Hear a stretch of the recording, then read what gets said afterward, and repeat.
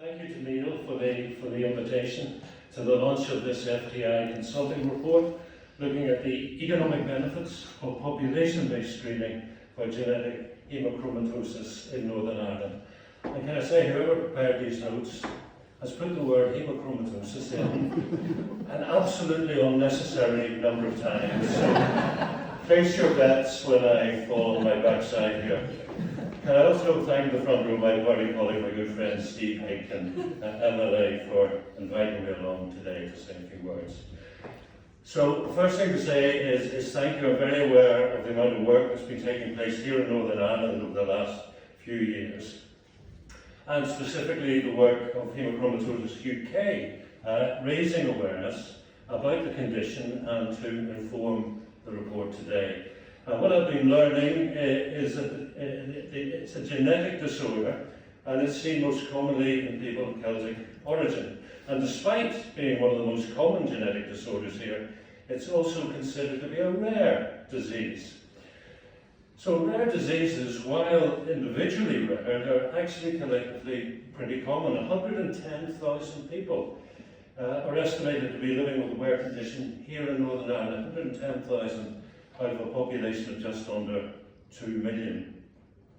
And my department's Rare Diseases Action Plan seeks to address the common challenges faced by people living with a rare condition, such as, for example, shortening the time to diagnosis, the coordination of care, improved access to research, and improving healthcare professionals' understanding and awareness of rare conditions.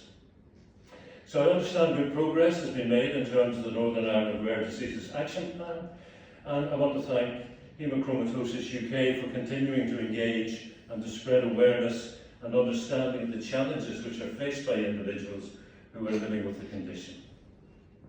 Those of you in attendance today will know a genetic screening service is provided regionally, that's by the Belfast Health and Social Care Trust, and that family members of patients who are diagnosed with genetic haemochromatosis are also offered genetic screening for the condition in line with the guidelines produced by the British Society of Haematology. But I understand that this report seeks to support calls for the screening process to go wider and for this to be done at a population level, and I have to say the longer I'm in post, the more I believe in population health.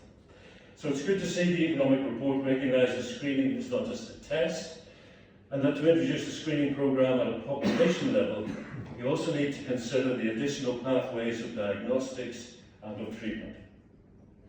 In Northern Ireland, we're guided by the recommendations of the UK National Screening Committee and indeed the Northern Ireland Screening Committee.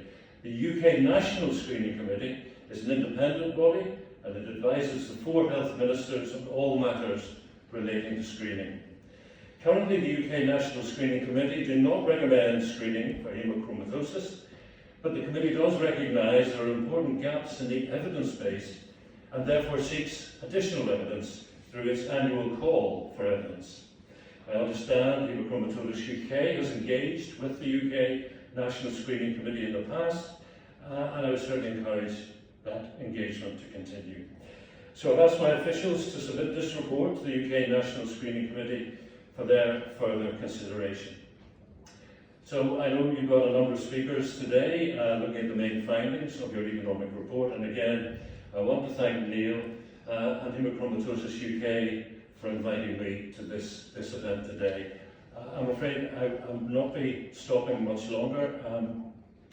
I have to say, my long years as a broadcast journalist, I used to look at people like me and say, I wonder why those politicians turn up late, leave early, or just cancel at the last minute. But 9 months into the role, I know I understand perfectly. So, thank you very much and good luck.